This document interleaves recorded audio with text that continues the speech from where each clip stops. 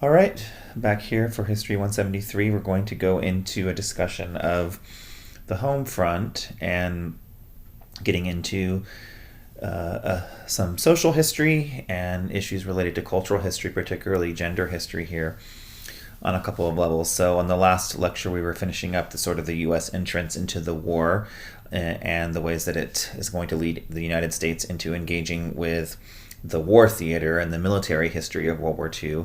So let's go into the home front now and what's actually happening, because in these wars in the 20th century that are described by scholars as total wars, there are a variety of manifestations of the war, and it's not just about what happens on a battlefield anymore, or what just happens in a series of short battles that take place quite far away from civilian populations. The war is now going to come home, and on a whole sort of symbolic and literal levels as well. And so, scholars who look at the U.S. experience during World War II are able to isolate that there was a huge mobilization. The entire economy gets involved in the support of the United States for World War II. The U.S. mobilizes very quickly for the war. Of course, they had been sort of expecting to possibly be pulled into the war for a long period of time leading into the beginning of the war itself. And so as a part of it becomes this whole engagement with the economy, particularly for women, because many men were pulled into the war, volunteered for the war, drafted into the war on unprecedented levels, millions of men serving in the United States military. And so women are now going to be brought into a variety of positions. There's the emergence of this iconic symbol of Rosie the Riveter. Here's the picture of her on the next slide. And the famous slogan or saying of this poster of "We can do it," with Rosie the Riveter with her bandana, her red dotted polka dot bandana, making them sort of flexing her muscle there, literally and figuratively, with nail polish on as well. And so very interesting to think about the ways that this becomes this sort of iconic image of this fictional woman. Don't say that this was a real woman. It's an image, right, of this woman who becomes known as Rosie the Riveter, and it's a symbol for the ways that women are going to move into the U.S. economy. They take on over 19 million jobs, many of them working in places and jobs that were considered to be, quote, male jobs, or jobs that were for men. It has a huge impact on the economy, and it's going to have an impact on U.S. gendered roles as well, because women are able to do roles in industry as welders, working in factories. It wasn't just women being secretaries, or not that there's anything wrong with being a secretary, of course, but for any gender or sex, but they're going to be moving into roles that had considered to be outside the realm of women's work particularly. And so there's a whole set of issues developing that come out of this transformation and the mobilization of the U.S. home front, and the ways that women are going to step into those roles very dramatically. And this sets up a whole beginning of a discussion that is ongoing, I think, still even into the end of the 20th century, into the 21st century, about what is the relationship of gender to history, and what is the relationship of gendered roles and women's roles on some levels on a larger scale. And so what this sets up, I think, is a precedent, is an example that's taking off from some of the examples that happened in World War I, when women were mobilized into the wartime home front economy on a smaller level, but this on a much larger scale. And then it's going to sort of bring up these sets of questions about, well, if women are able to do these things that had largely been the purview of men, what does that mean for the economy? What does that mean for the ways that the sexes interact? What does that mean for gendered expectations? These are themes that we were talking about going back to the 19th century, of course, and some of the earlier reading and discussions that we had. And so it's going to set up this larger thematic question here at the bottom of the slide. What does this mean for the future of U.S. gender relations? And quite honestly, one of the things that happens is that there's going to be, because there is such a transformation in the the period of the great of this sort of great major mobilization for World War II, that we're going to eventually see a little bit of a pushback, a little bit of a sort of reaction back against this transformation of women's roles. And so in the 1950s, women are going to be pushed into much more sort of boxed roles of conservative roles, going back into the domestic sphere on some levels. And then it's not until we get into the 1960s, into the 1970s, with the rise of, quote, modern feminism, that the transformation of some of these women's expectations for women around gender and gendered roles and the economy and work and labor and the relationship to domestic life and the home front and having children and all of that stuff becomes a much larger sort of cultural debate that comes into the 60s and 70s. And so the events in World War II in the 1940s are going to set up some of the sort of lashing out against that and that pushback against transformation, which happens in this sort of characteristic in the 1950s on some levels. And then the eventual transformation in the 1960s and the early 1970s with the women's rights movement, the rise of modern feminism, and a transformation for women's and men's roles on a variety of levels. All right, so that's some of the home front issues related to mobilization and issues related to women's roles and gender history as it connects to war. Because, of course, just to reiterate the point, the historiography, the study of World War II is not just about what happens on the battlefield, even though that's an important part of it.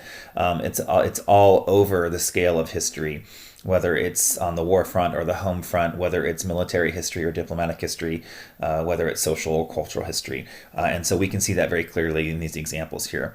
So there's the image again of Rosie the Riveter, flexing her muscle literally and figuratively and sort of setting women into new roles and new expectations during the war itself.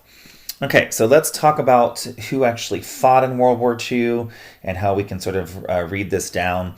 There is a mobilization of soldiers into the U.S. military on all sorts of ethnic and racial lines. Many white American men are brought into the war, into the military, the Navy, the Army. All of this develops very clearly. And we're going to see, again, ethnic and racial minorities who are going to join in the fight as well. Mexican Americans are going to serve in World War II just like they had in World War I. African Americans are going to serve in very large roles. And all of this is taking place both in the military and then on the home front as well, right? So we have the ways that we can sort of read racial and ethnic history in relationship to the home front and what's happening there, and then also in the military. I don't think this was said before, but I want to mention it here.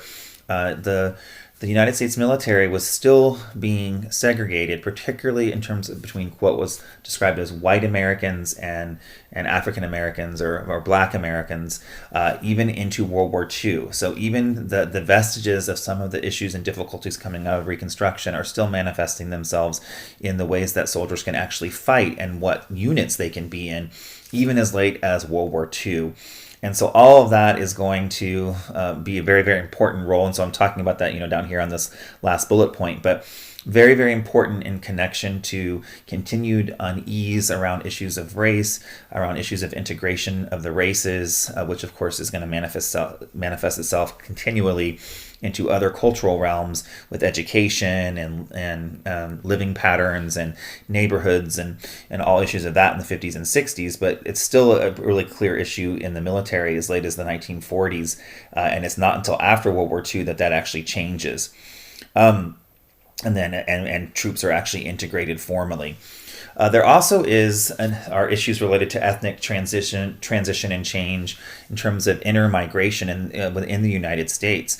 And we're going to see migration to, particularly of African Americans, to a variety of places in northern and midwestern states. So many former slaves coming from, several generations back, sharecroppers, people who had lived on the land in the American South during the period of Reconstruction, moving into the beginning of the 20th century. And now they're going to begin to move, particularly during the 1930s and 40s and 50s, to larger cities away from the South, escaping some of the clear clear and problematic prejudice that African Americans continued to face under Jim Crow and under the Black Codes that were implemented at the end of Reconstruction, and moving to places like Cincinnati and Detroit, Chicago, St. Louis. All of these are major cities where this migration, the sort of northern to the western migration of African Americans that happens, and it's going to move them into spaces in parts of the United States that did not have large African American communities before we get to the 1920s or 30s or 40s or 50s. And so it's going to bring in all sorts of other sort of tensions and issues once this migration happens as well. So all sorts of layers to it, and we continue to see the manifestations of this, and even in our modern day, with African Americans tending to live much more in urban spaces than many white Americans comparatively into percentage-wise, and that has an impact on living patterns, on access to schools, on access to businesses, all sorts of things economically, culturally, that play out by some of this demographic shifting that's happening right during World War II and in the immediate period at the end of World War II and into the 1950s and 60s. It's also the period, I don't list it on the slide here, but it's also the period when a significant portion of African Americans moved to the American West and actually come to live in California as well during the war and after. And so all these issues are playing out and are an important part of the mosaic of what's taking place on the home front during World War II as well. Okay, so let's talk about one pretty important issue, a couple of important issues here related to race and ethnicities. And you can see the photograph here. And this is a famous, infamous, and very difficult set of events that took place right in the middle of World War II. It took place very close to us here in Southern California. And that's what's known as, you may have heard of this before, known as the Zoot riots, which took place in June of 1943. Issues related to the relationship of the Mexican American community to the police, issues related to Mexican Americans and white Americans, and tensions basically began that summer between these young Mexican Americans who wore this form of clothing that was known as a Zoot suit, it's a particular type of clothing, and tensions that happen when these young men wearing suits began to become problematic for some people, particularly large contingents of white soldiers and soldiers and sailors and Marines who were stationed in and around Los Angeles during World War II.